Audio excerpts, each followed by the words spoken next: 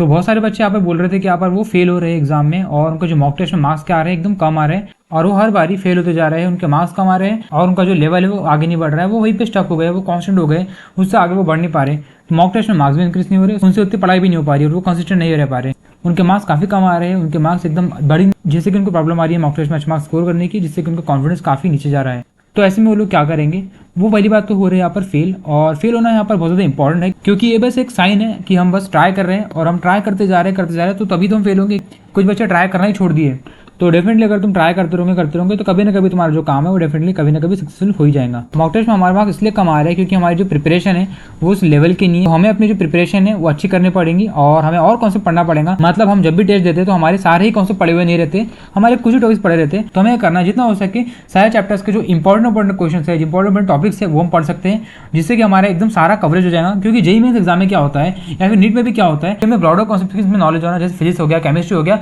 उसमें जितने हमें सिलेबस कवर्ड रहेगा, जितना हमारा सिलेबस पढ़ा हुआ रहेगा, उसमें से आने के चांस बहुत ज्यादा रहते हैं, काम चल जाएगा। हो सकता है सिमिलर टाइप के क्वेश्चन तुम्हें देखने को मिल जाए एग्जाम में, जो तुम पढ़ रहे हो और जो तुम टॉपिक से पढ़ रहे हो, जो आए गए क्वेश्चन है, जो रेगुलर बेसिस पे क्वेश्चन आ जाते हैं एग्जाम में, तो वैसे क्वेश्चन पढ़ रहे हो तो डेफिनेटली तुम्हारे यहाँ पर फायदा हो जाएगा। तो हमें आईएमपी कॉन्सेप्ट पढ़ना है, जिससे कि हम कम टाइम में हमारा जो सिलेबस है उसको वाइडर कर सकते हैं। नहीं तो अगर तुम डेफिनेटली कम क्वेश्चन सॉल्व करोगे तो तुम्हारे जो मार्क्स है वो कम ही रहेंगे। और मॉक टेस्ट में तुम्हें क्या करना है, इजी क्वेश्चन तुम्हें टारगेट करना है, इजी क्वेश्चन करना पहले, उसके बाद में मीडियम करना, उसके बाद में अगर तुम्हारे पास टाइम बचता है तो तुम हार्ड वाले क्वेश्चन भी यहाँ पर कर सकते हो। तो मॉक टेस्ट में अगर तुम्हारे मार्क्स कम आ रहे हैं तो तुम्हें क्या करना है, ग्रेजुअली करके क्वेश्चन सॉल्व करने की एबिलिटी तुम्हें बढ़ाते जाना है। मतलब तुम क्या करना, एक जो शीट होती है या फिर जो डीपीपी होती है